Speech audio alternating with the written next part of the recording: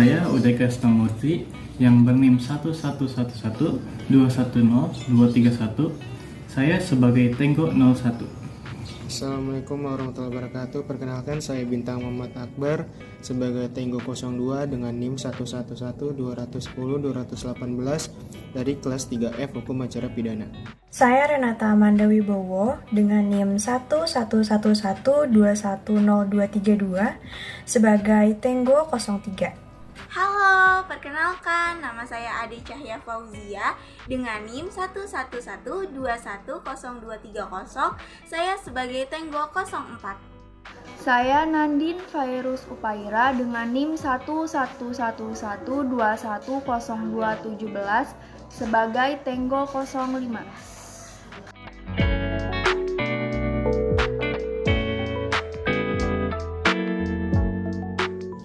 Baik, pada kesempatan kali ini saya dan rekan-rekan saya akan menjelaskan tentang acara pemeriksaan perkara pidana di pengadilan. Nah, yang pertama itu ada sistem pemeriksaan. Tetapi di dalam sistem pemeriksaan dibagi menjadi dua sistem. Yang pertama ada sistem inquisitoire dan sistem acquisitoire.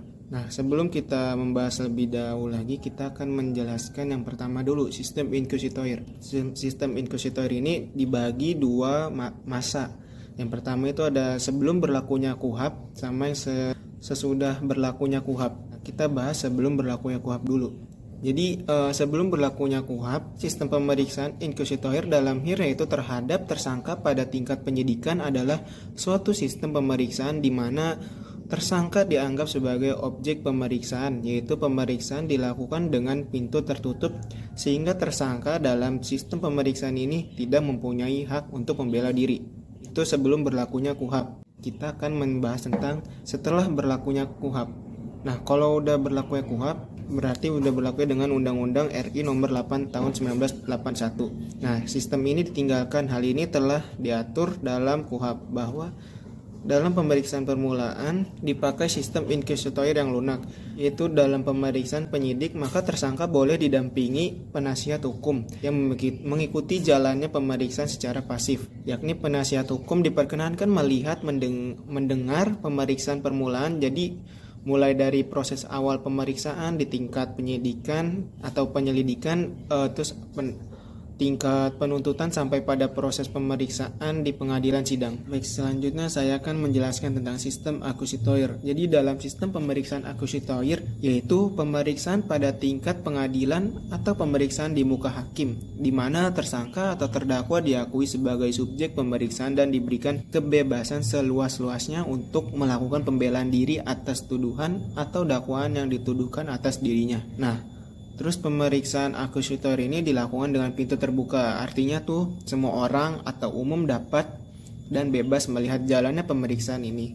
Jadi sistem pemeriksaan acquisitoire diterapkan dalam proses pemeriksaan terdakwa di depan sidang pengadilan. Terus bagaimana penerapan sistem pemeriksaan acquisitoire? Jadi penerapan sistem pemeriksaan acquisitoire dalam pemeriksaan di depan sidang pengadilan yaitu pemeriksaan terdakwa yang terbuka untuk umum, terus dilakukan secara lisan dan dengan menggunakan bahasa Indonesia.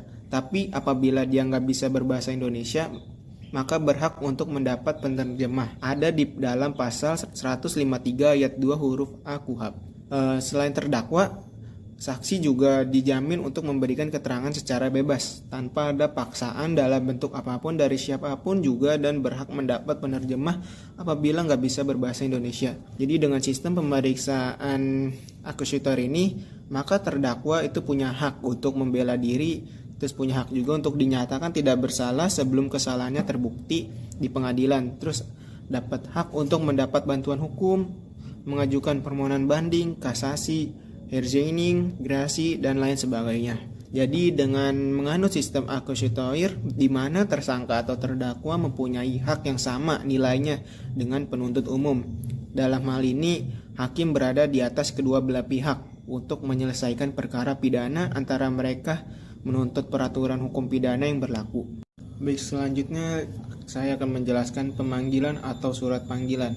Jadi KUHP itu menganut prinsip bahwa hadirnya terdakwa dalam pemeriksaan di sidang pengadilan dan tanpa hadirnya terdakwa di sidang persidangan, maka pemeriksaan atas perkara yang didakwakan itu nggak bisa dilakukan. Dengan demikian, KUHP tidak mengenal dan tidak memperkenankan sidang peradilan tanpa hadirnya terdakwa atau bisa disebut in absensi, kecuali seperti apa yang diperkenankan dalam acara pemeriksaan tindak pidana subversi, tindak pidana korupsi, dan ekonomi, di mana ketiga tindak pidana tersebut menurut ketentuan hukum acaranya yang telah memperbolehkan dilakukan pemeriksaan kepada terdakwa tanpa hadirnya dalam persidangan, termasuk pemeriksaan perkara pelanggaran lalu lintas jalan.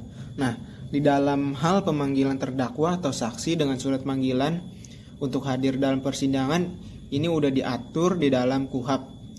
Yang pertama itu ada di pasal 152 ayat 2 KUHP yang berbunyi bahwa hakim dalam menetapkan hari sidang sebagaimana dimaksud dalam ayat 1 memerintahkan kepada penuntut umum supaya memanggil terdakwa dan saksi untuk datang di sidang pengadilan. Jadi apabila terdakwa dan saksi-saksi hendak diperiksa di sidang pengadilan, maka penuntut umum harus segera menghadirkan terdakwa dan saksi. Dan dalam upaya ini penuntut umum menghadirkan dengan jalan memanggil terdakwa. Penuntut umum diberi kewenangan memanggil terdakwa supaya hadir pada hari, tanggal, jam, dan di tempat persidangan pengadilan yang telah ditentukan. Jadi kalau penuntut umum tidak dapat menghadirkan terdakwa pada hari dan tanggal yang telah ditentuin, maka sidang dimundurkan pada hari sidang berikutnya.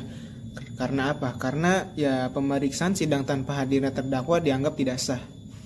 Selanjutnya itu ada di dalam pasal 154 ayat 3 KUHP yang berbunyi bahwa jika terdakwa dipanggil secara tidak sah, hakim ketua sidang menunda persidangan dan memerintahkan supaya terdakwa dipanggil lagi untuk hadir pada hari sidang berikutnya.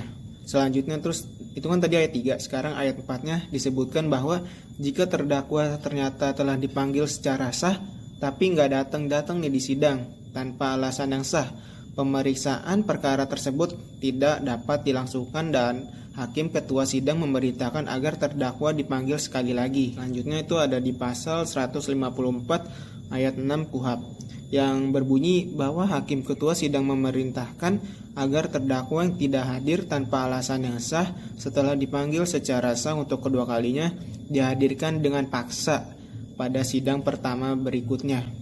Oke, selanjutnya ada syarat sahnya panggilan. Jadi apabila memperhatikan pasal 145 dan pasal 146 KUHP, maka terdapat beberapa ketentuan yang harus dipenuhi oleh penuntut umum sebagai syarat sahnya panggilan terhadap terdakwa maupun saksi. Yang pertama itu ada panggilan berbentuk surat panggilan. Jadi berdasarkan ketentuan pasal 145 ayat 1 KUHP yang berbunyi bahwa panggilan terhadap terdakwa atau saksi harus berbentuk surat panggilan kepada terdakwa.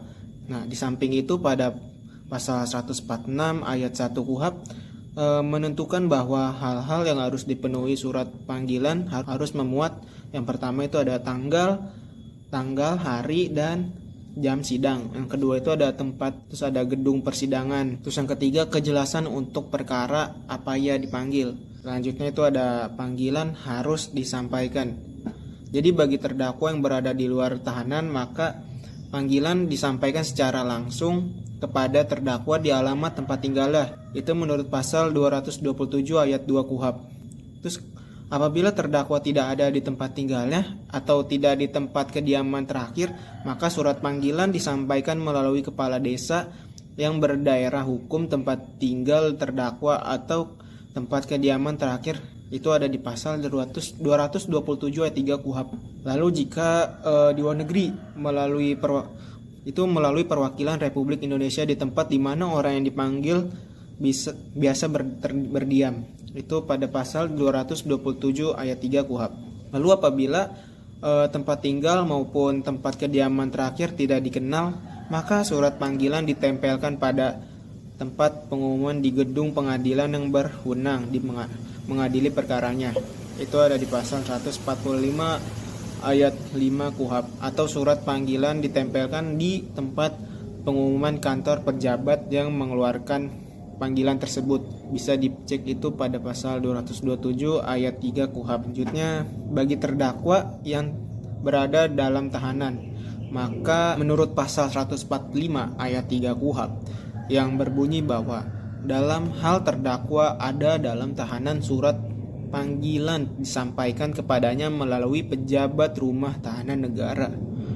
Tapi apabila belum ada rutan, maka surat panggilan disampaikan melalui pejabat instansi di tempat di mana terdakwa sidang ditahan.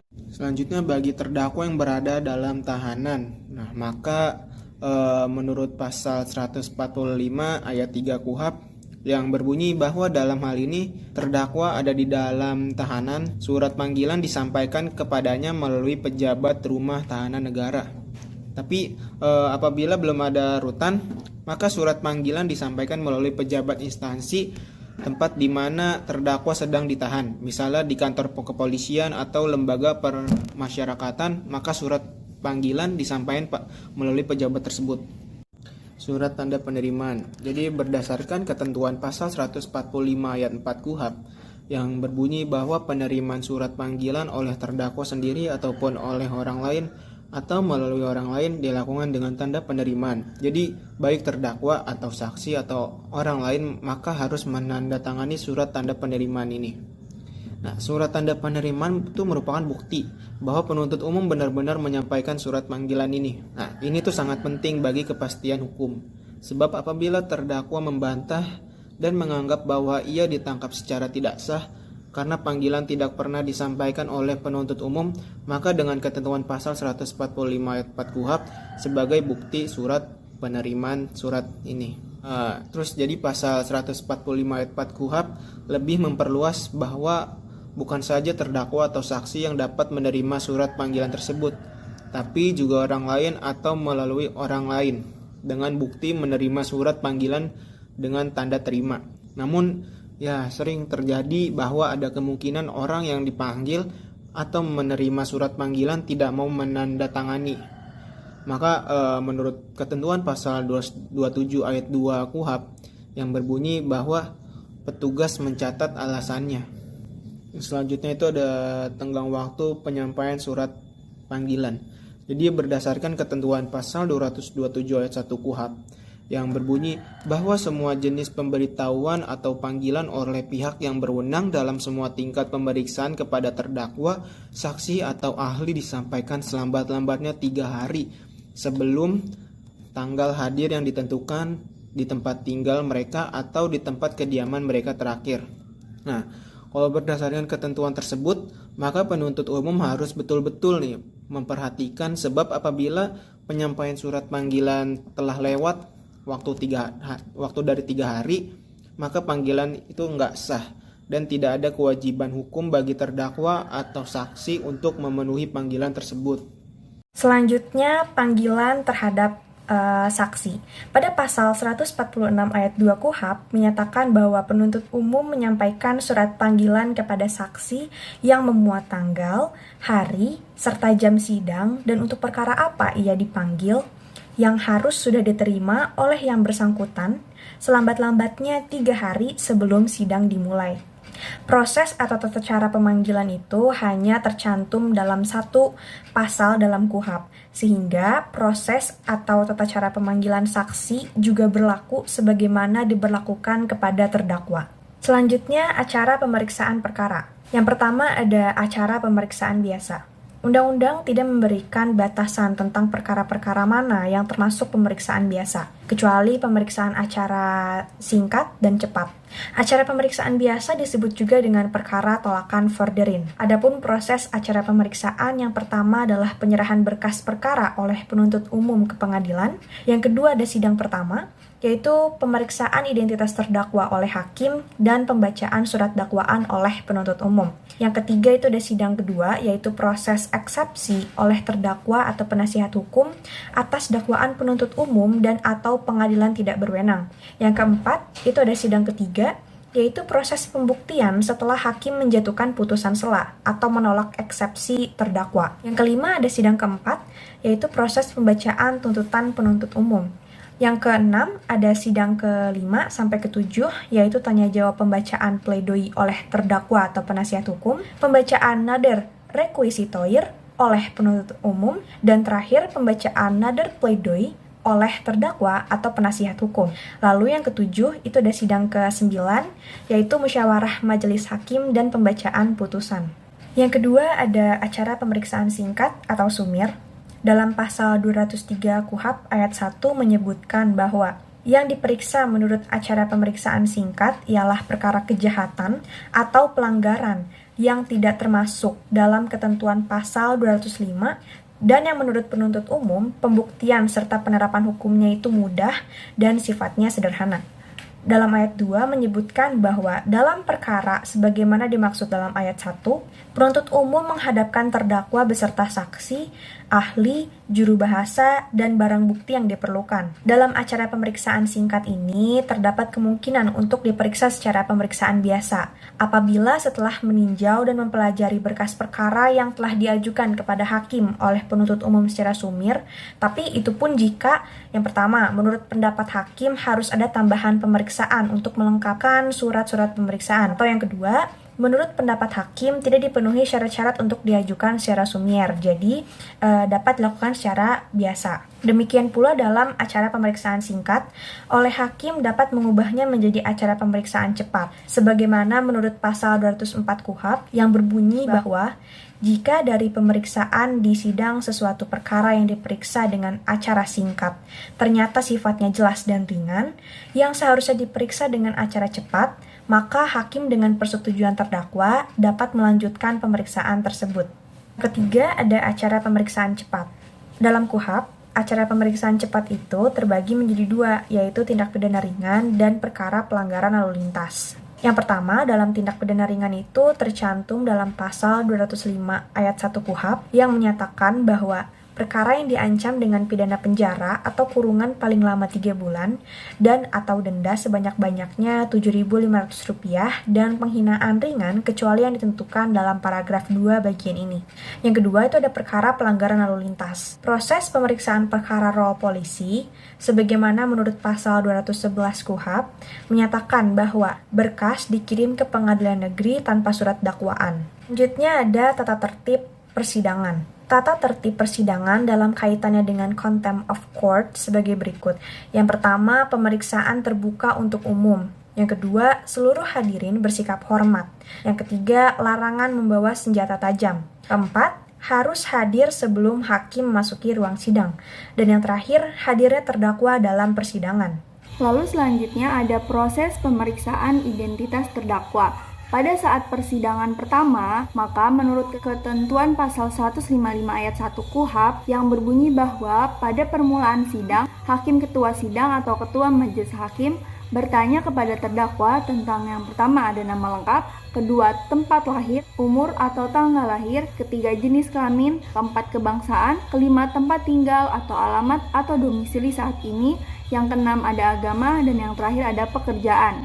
Pemeriksaan identitas terdakwa dengan tujuan untuk mencocokkan identitas terdakwa dalam surat dakwaan dan berkas-berkas perkara lainnya untuk memastikan dan meyakinkan dalam persidangan bahwa memang terdakwalah yang dimaksud dalam surat dakwaan sebagai terdakwa atau pelaku tindak pidana yang didakwakan kepadanya. Dalam hal ini, jika terjadi kekeliruan atau kesalahan penguraian identitas terdakwa dalam surat dakwaan tidak mengakibatkan dakwaan batal demi hukum, tetapi dapat dibatalkan oleh ketua majelis hakim. Setelah ketua majelis hakim menanyakan identitas terdakwa, selanjutnya menurut pasal 155 ayat 1 KUHP yang berbunyi bahwa ketua majelis hakim memperingatkan terdakwa berupa nasihat dan anjuran, serta mengingatkan terdakwa supaya memperhatikan segala sesuatu yang didengar dan dilihatnya di sidang. Selain itu, ditambahkan bahwa sebaiknya ketua majelis hakim memperingatkan kepada terdakwa agar bersikap tenang, jangan takut dan jangan ragu-ragu untuk mengemukakan suatu yang dianggapnya penting untuk pembelaan diri. Juga memperingatkan terdakwa untuk mencatat hal-hal yang dianggapnya perlu untuk kepentingan dirinya.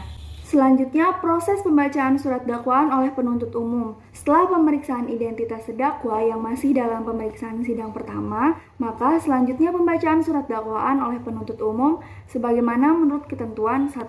Setelah penuntut umum siap surat dakwaannya, maka menurut ketentuan pasal 155 ayat 2 huruf A KUHP yang berbunyi bahwa sudah itu hakim ketua sidang minta kepada penuntut umum untuk membacakan surat dakwaan. Jadi, fungsi pembacaan surat dakwaan adalah sesuai dengan kedudukan jaksa sebagai penuntut umum dan sebagai langkah awal taraf penuntutan.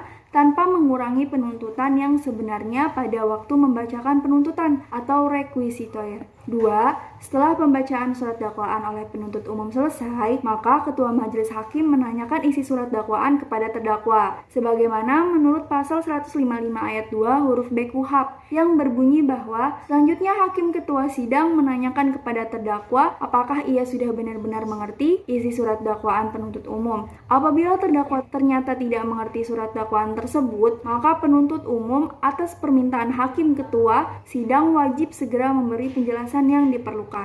Lalu, proses pembacaan eksepsi atau tangkisan oleh terdakwa. Eksepsi atau tangkisan dapat diajukan oleh terdakwa atau penasihat hukumnya pada saat selesai pembacaan surat dakwaan oleh penuntut umum. Hal ini dimungkinkan oleh karena dalam sebelum persidangan dimulai, maka saat penyampaian surat panggilan juga dilampirkan surat dakwaan penuntut umum. Namun demikian, hakim memberikan kesempatan kepada terdakwa atau penasihat hukumnya untuk membuat dan menyusun eksepsi atau tangkisan atas surat dakwaan penuntut umum dan segera dibacakan pada sidang berikutnya, yaitu sidang kedua. Akibat suatu eksepsi. Eksepsi atau tangkisan ini sangat penting artinya bagi terdakwa atau penasihat hukum, sebab dengan mengeksepsikan suatu surat dakwaan yang dibuat oleh penuntut umum dapat berakibat yang pertama, surat dakwaan yang dibuat oleh penuntut umum dinyatakan tidak dapat diterima menurut pasal 143 ayat 2 huruf A KUHP. Kedua, surat dakwaan yang dibuat oleh penuntut umum dinyatakan batal demi hukum menurut pasal 143 ayat 3 KUHP. Yang ketiga, surat dakwaan yang dibuat oleh penuntut umum dinyatakan ditolak. Yang keempat, perkara dinyatakan sudah nebis in idem. Yang kelima, pengadilan menyatakan dirinya tidak berwenang mengadili perkara tersebut karena menjadi wewenang pengadilan lain atau pengadilan negeri lain, atau kompetensi absolut dan relatif dari pengadilan. Yang keenam, penuntutan dinyatakan telah daluarsa. Yang ketujuh, pelaku tindak pidana dinyatakan tidak dapat dipertanggungjawabkan. Jenis-jenis dan alasan dasar eksepsi. Jenis dan alasan atau dasar eksepsi diatur dalam ketentuan pasal 143 ayat 2 KUHP dan pasal 148 KUHP, yaitu yang pertama masalah kompetensi pengadilan. Masalah kompetensi pengadilan terbagi menjadi dua, yaitu eksepsi absolut dan kompetensi relatif. Eksepsi absolut adalah suatu tangkisan mengenai kompetensi pengadilan, yaitu kompetensi relatif dan absolut. Kompetensi absolut adalah menyangkut kewenangan dari jenis pengadilan yang berwenang untuk mengadili perkara itu. Misalnya, apakah merupakan kewenangan peradilan umum, pengadilan negeri, peradilan agama, peradilan tata usaha negara, dan peradilan militer. Yang kedua, kompetensi relatif. Kompetensi relatif bukan merupakan tangkisan terhadap kompetensi dari pengadilan secara absolut, tetapi menyangkut wewenang pengadilan mana sejenis untuk memeriksa perkara itu. Misalnya, apakah wewenang pengadilan negeri Makassar atau wewenang pengadilan Maros. Terdapat dalam pasal 148 KUHP. Yang kedua, masalah surat dakwaan penuntut umum. Masalah surat dakwaan penuntut umum terdapat beberapa permasalahan. Yang pertama yaitu syarat formil, eksepsi atau tangkisan terdakwa atau penasihat hukum adalah menyangkut tentang surat dakwaan penuntut umum yang tidak memenuhi syarat formil sebagaimana yang ditentukan pasal 143 ayat 2 huruf A KUHP. Yang kedua, syarat material eksepsi atau tangkisan terdakwa atau penasihat hukum adalah menyangkut surat dakwaan penuntut umum yang tidak memenuhi syarat-syarat material sebagaimana yang dimaksud menurut ketentuan pasal 143 ayat 2 huruf B KUHP. Yang ketiga, perkara itu telah nebis indem, terdapat dalam pasal 76 KUHP. Yang keempat, perkara yang sama sedang diadili di pengadilan negeri lain atau sedang dalam tingkat banding atau kasasi. Yang kelima, terdakwa tidak dapat dipertanggungjawabkan, terdapat dalam pasal 44 KUH pidana. Yang keenam, dakwaan penuntut umum kabur atau obscure libel. Yang ketujuh, penuntutan telah daluarsa, terdapat dalam pasal 74 KUH pidana. Nah, yang kelima, ada proses dan waktu pengajuan eksepsi. Untuk mengajukan eksepsi, terdakwa atau penasihat hukum hendaknya memperhitungkan untung ruginya. Misalnya, apakah dengan diajukan eksepsi akan menguntungkan atau merugikan bagi terdakwa atau klien. Dalam pengajuan eksepsi, pada prinsipnya diajukan di sidang pengadilan. Setelah penuntut umum membacakan dakwaannya, akan tetapi menurut Retno Wulan Sutantio dan Urip Kartawinata Iskandar bahwa eksepsi absolut dapat diajukan setiap waktu persidangan, jadi selama sebelum pembacaan putusan hakim. Dalam pengajuan eksepsi atau tangkisan oleh terdakwa atau penasihat hukum atas dakwaan-dakwaan penuntut umum dan atau ketidakadanya kewenangan pengadilan memeriksa perkara ini, sehingga hakim akan memberikan keputusan sela atau eksepsi, yaitu diterima atau tidak diterima eksepsi terdakwa atau penasihat hukum. Eksepsi atau tangkisan diatur dalam pasal 156 KUHP. Selanjutnya ada proses pembuktian. Nah, dalam proses pembuktian atau pemeriksaan alat bukti dilakukan setelah pembacaan surat dakwaan penuntut umum dan terdakwa atau penasihat hukum tidak dapat mengajukan eksepsi atau tangkisan dan atau setelah pengajuan eksepsi oleh terdakwa atau penasihat hukum. Eksepsi atau tangkisan oleh terdakwa atau penasihat hukum tidak dapat diterima berdasarkan putusan sela oleh majelis dan kemudian dilanjutkan dengan proses pembuktian. Nah, untuk dapat membuktikan bersalah atau tidaknya seseorang terdakwa dan dijatuhi hukuman, maka haruslah melalui proses pemeriksaan di depan sidang, yaitu dengan memperhatikan dan mempertimbangkan tentang pembuktian. Untuk membuktikan kesalahan terdakwa, pengadilan terikat oleh cara-cara atau ketentuan-ketentuan pembuktian sebagaimana yang telah diatur dalam undang-undang, yaitu dengan alat bukti seperti keterangan saksi, keterangan ahli, alat bukti surat, petunjuk, dan lain-lain.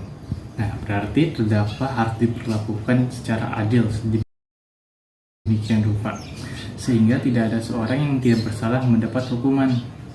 Namun, sebaliknya kalau seseorang memang bersalah, jangan sampai mendapat hukuman yang terlalu berat. Jadi, hukuman itu harus setimpal seimbang dengan kesalahannya. Sokrates pernah mengungkapkan bahwa lebih baik melepaskan 1000 orang penjahat daripada menghukum seorang yang tidak bersalah. Requistoire atau penuntutan, menurut Darwin Prince bahwa requistoire adalah surat yang dibuat oleh penuntut umum setelah pemeriksaan selesai dan kemudian dibacakan dan diserahkan kepada hakim dan terdakwa atau penasihat hukum. Demikian pula menurut J.C.T. Simorangkir bahwa requistoire ini bisa juga disebut dengan surat tuntutan hukum. Adapun isi daripada requistoire atau surat tuntutan hukum itu tidak diatur dalam undang-undang seperti surat dakwaan, tetapi biasanya memuat suatu kesimpulan oleh penuntut umum yang bersangkutan berdasarkan proses pembuktian, yaitu apakah ketentuan atau pasal-pasal yang didakwakan kepada terbukti atau tidak. Maka apabila terbukti, maka telah disebutkan berapa lama ancaman hukumannya yang dapat dijatuhkan kepada terdakwa. Namun sebaliknya, apabila tidak terbukti, maka penuntut umum dapat segera dimintakan bahwa agar terdakwa dibebaskan dari segala hukuman. Jadi, requistoire atau tuntutan hukum diajukan sebagaimana menurut ketentuan pasal 182 ayat 1 huruf A KUHP yang berbunyi bahwa setelah pemeriksaan dinyatakan selesai, penuntut umum mengajukan tuntutan pidana. Isi dari requistoire atau surat tuntutan hukum pada umumnya yaitu yang pertama, identitas terdakwa secara lengkap, yaitu nama lengkap, tempat lahir, umur, tanggal lahir, jenis kelamin, kebangsaan, tempat tinggal, agama, pekerjaan, dan sebagainya. Yang kedua, isi dakwaan. Yang ketiga, fakta-fakta yang terungkap dalam persidangan antara lain seperti keterangan saksi, keterangan terdakwa, keterangan ahli, dan barang bukti. Yang keempat, visum et repertum dan bukti-bukti surat lainnya. Yang kelima, fakta-fakta yuridis dan lain sebagainya.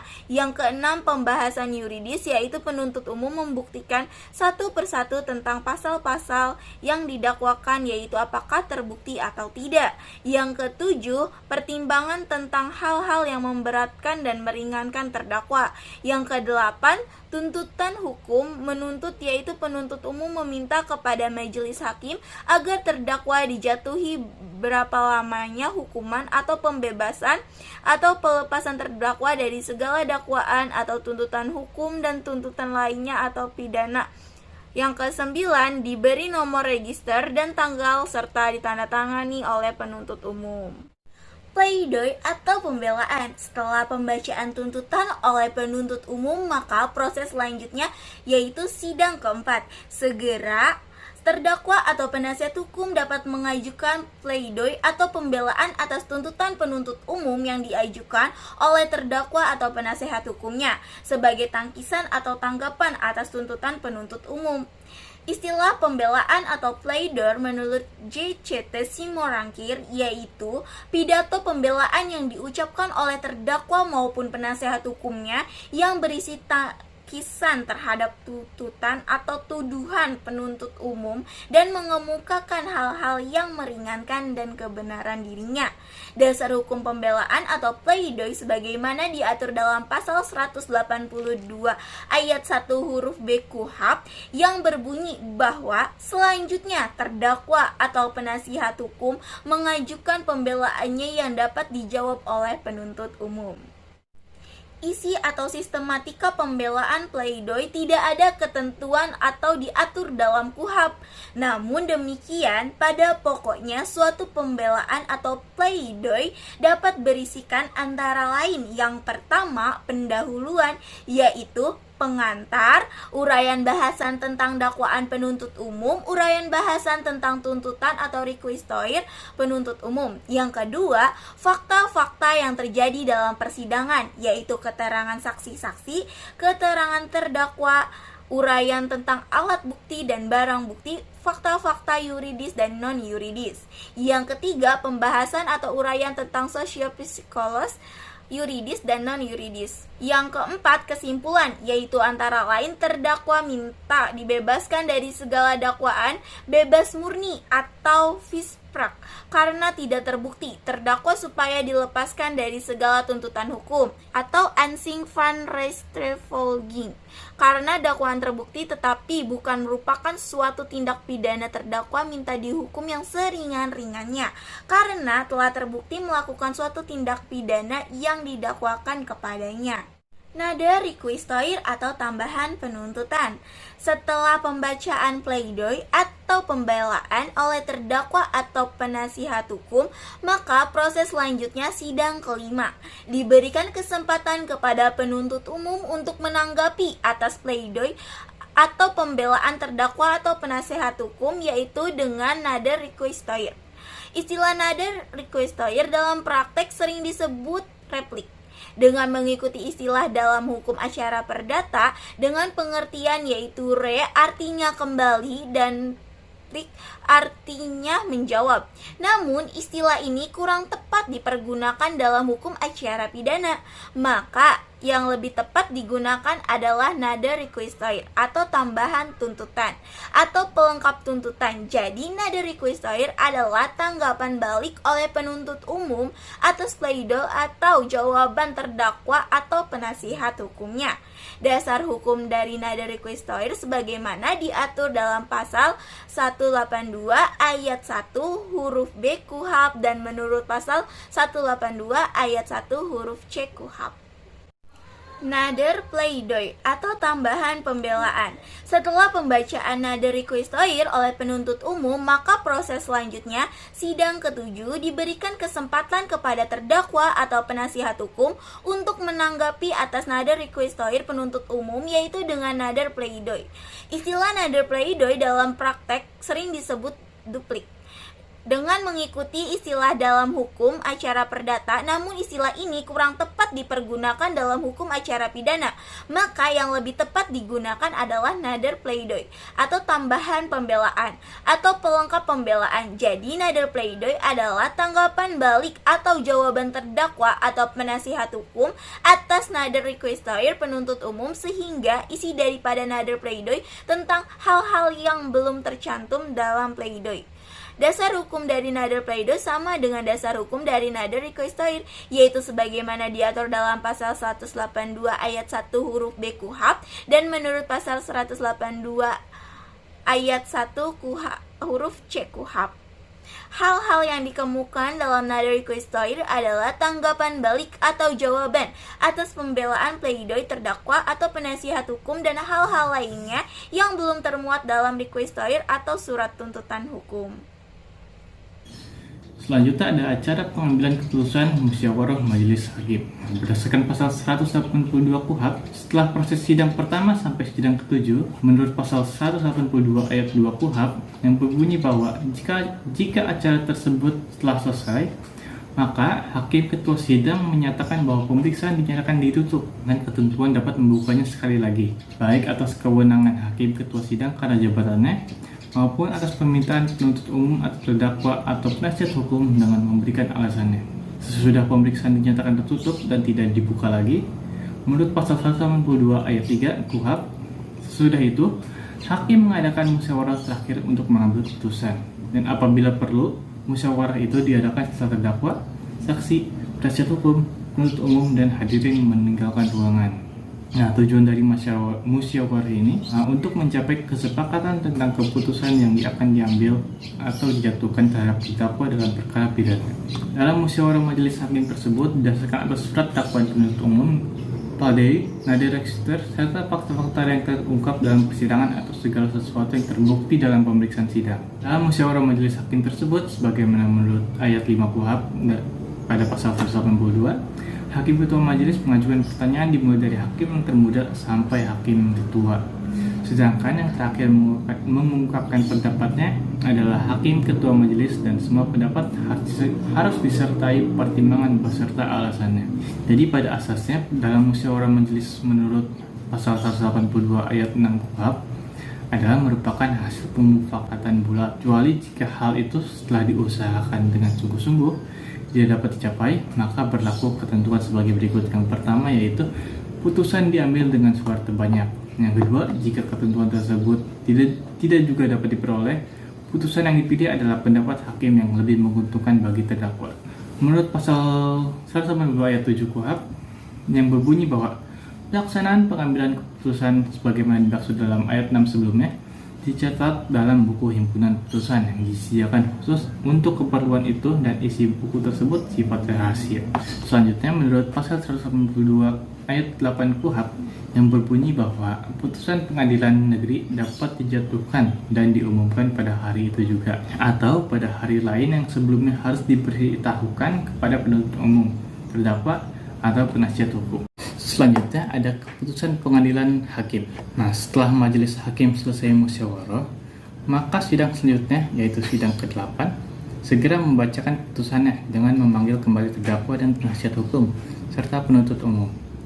Adapun yang dimaksud dengan putusan pengadilan, menurut pasal 1 angka 11 KUHP, yang berbunyi bahwa pernyataan hakim yang diucapkan dalam sidang pengadilan terbuka yang dapat berupa pemidanaan atau bebas atau lepas dari segala tuntutan hukum dalam hal serta menurut syarat yang diatur dalam undang-undang ini. Menurut pasal 191 yang berbunyi bahwa jika pengadilan berpendapat bahwa dari hasil pemeriksaan di sidang kesalahan terdakwa atas perbuatan yang didakwakan kepadanya tidak terbukti secara sah dan meyakinkan, maka terdakwa diputus bebas. Jika pengadilan berpendapat bahwa perbuatan yang didakwakan kepada terdakwa terbukti, tetapi perbuatan itu tidak merupakan suatu tindak pidana, maka terdakwa diputus lepas dari segala tuntutan hukum.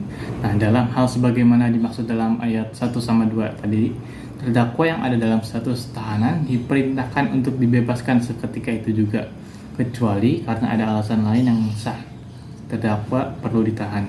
Menurut pasal 193 yang berbunyi bahwa jika pengadilan berpendapat bahwa terdakwa bersalah melakukan tindak pidana yang didakwakan kepadanya, maka pengadilan menjatuhkan pidana. Pengadilan dalam menjatuhkan putusannya, jika terdakwa tidak ditahan, dapat memerintahkan supaya terdakwa tersebut ditahan apabila dipenuhi ketentuan pasal 21 dan terdapat alasan cukup untuk itu. Dalam hal terdakwa sudah ditahan, pengadilan dapat menjatuhkan putusannya dapat menetapkan terdakwa. Nah, menurut pasal 195 yang berbunyi bahwa semua putusan pengadilan hanya sah dan mempunyai kekuatan hukum apabila diucapkan di sidang terbuka untuk umum. Nah, putusan tersebut tertera dalam surat putusan yang ditandatangani oleh hakim dan panitera seketika setelah putusan itu diucapkan. Selanjutnya ada pelaksanaan putusan pengadilan, eksekusi atau eksekusinya, yaitu setelah pembacaan putusan pengadilan hakim apabila terdakwa atau penasihat hukum dan penuntut umum tidak mengajukan upaya hukum atas pengadilan hakim tersebut, maka putusan pengadilan hakim telah berkekuatan hukum yang tetap. Maka pengadilan hakim yang telah berkekuatan hukum yang tetap tersebut harus segera dilaksanakan atau dieksekusi. Nah, pelaksanaan sebagaimana menurut Undang-Undang Nomor 48 Tahun 2009 tentang kekuasaan hakiman, yaitu dalam pasal 54 yang berbunyi bahwa pelaksanaan putusan pengadilan dalam perkara pidana dilakukan oleh jaksa. Pelaksanaan putusan pengadilan dalam perkara perdata dilakukan oleh panitia dan jurusita yang dipimpin oleh ketua pengadilan. Putusan pengadilan tersebut dilaksanakan dengan memperhatikan nilai kemanusiaan dan keadilan. Untuk jelasnya dapat diuraikan dalam pasal-pasal dalam KUHP yang mengatur tentang pelaksanaan putusan pengadilan sebagai berikut. Dalam pasal 270 KUHP yang berbunyi bahwa pelaksanaan putusan pengadilan yang telah memperoleh kekuatan hukum tetap dilakukan oleh jaksa, yang untuk itu panitia mengirimkan salinan surat putusan kepadanya. Dalam hal pidana mati, pelaksanaan dilakukan tidak di muka umum dan menurut ketentuan undang-undang. Jika terpidana dipidana penjara atau kurungan dan kemudian dijatuhi pidana yang sejenis sebelum ia menjalani pidana yang dijatuhkan terdahulu, maka pidana itu dijalankan berturut-turut dimulai dengan pidana yang dijatuhkan lebih dahulu. Jika putusan pengadilan menjatuhkan pidana denda kepada terpidana, diberikan jangka waktu 1 bulan untuk membayar denda tersebut, kecuali dalam putusan acara pemeriksaan cepat yang harus seketika dilunasi. Dalam hal pengadilan menjatuhkan juga putusan ganti kerugian sebagaimana dimaksud dalam pasal 99 KUHP, maka pelaksanaan dilakukan menurut tata cara putusan perdata. Apabila lebih dari 1 orang dipidana dalam satu perkara tersebut, maka biaya perkara dan atau ganti kerugian sebagaimana dimaksud dalam pasal 274 dibebankan kepada mereka bersama-sama secara berimbang. Dalam hal pengadilan menjatuhkan pidana bersyarat, maka pelaksanaannya dilakukan dengan pengawasan serta pengamatan yang sungguh-sungguh dan menurut ketentuan undang-undang.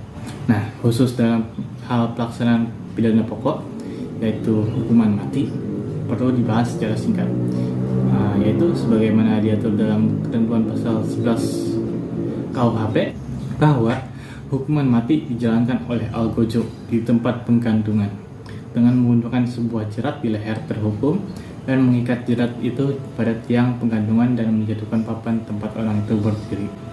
Selanjutnya ada pengawasan dan pengamatan pelaksanaan putusan pengadilan. Setelah dilaksanakan putusan pengadilan, pastinya perlu diawasi atau diamati. Pelaksanaan pengawasan dan pengamatan yang dilakukan oleh hakim menurut KUHP adalah sebagai berikut. Menurut pasal 277 yang berbunyi bahwa pada setiap pengadilan harus ada hakim yang diberi tugas khusus untuk membantu ketua dalam melaksanakan pengawasan dan pengamatan terhadap putusan pengadilan yang menjatuhkan pidana perampasan kemerdekaan. Yang disebut hakim pengawas dan pengamat ditunjuk oleh ketua pengadilan untuk paling lama 2 tahun. Menurut pasal 280 yang berbunyi bahwa hakim pengawas dan pengamat mengadakan pengawasan guna memperoleh kepastian bahwa putusan pengadilan dilaksanakan sebagaimana mestinya. Hakim pengawas dan pengamat mengadakan pengamatan untuk bahan penelitian demi ketetapan yang bermanfaat bagi pemidanaan yang diperoleh dari perilaku narapidana atau pembinaan lembaga permasyarakatan serta pengaruh timbal balik terhadap narapidana selama menjalani pidananya. Pengamatan sebagaimana dimaksud dalam ayat 2 tetap dilaksanakan setelah terpidana selesai menjalankan pidananya. Pengawas dan pengamatan sebagaimana dimaksud dalam pasal 277 berlaku pula bagi pemidanaan yang bersyarat. Selanjutnya ada biaya perkara. Pasal-pasal dalam KUHP yang menyebutkan biaya perkara yaitu pasal 197 huruf I KUHP yang berbunyi bahwa ketentuan kepada siapa biaya perkara dibebankan dengan menyebutkan jumlahnya yang pasti dan ketentuan mengenai barang bukti. Menurut pasal 275 KUHP yang berbunyi bahwa apabila lebih dari 1 orang dipidana dalam satu perkara, maka biaya perkara atau ganti kerugian sebagaimana dimaksud dalam pasal 274 dibebankan kepada mereka bersama-sama secara berimbang. Jadi di samping KUHP itu tidak secara terperinci menyebutkan berapa biaya perkara, juga tidak secara jelas dan tegas mengatur sanksi jika biaya perkara tidak dibayar. Jadi jelas akan menjadi piutang negara. Terima kasih telah menonton video dari kelompok Tenggo. Kurang lebihnya mohon maaf. Saya selaku Tenggo 1 mengucapkan terima kasih. Wassalamualaikum warahmatullahi wabarakatuh.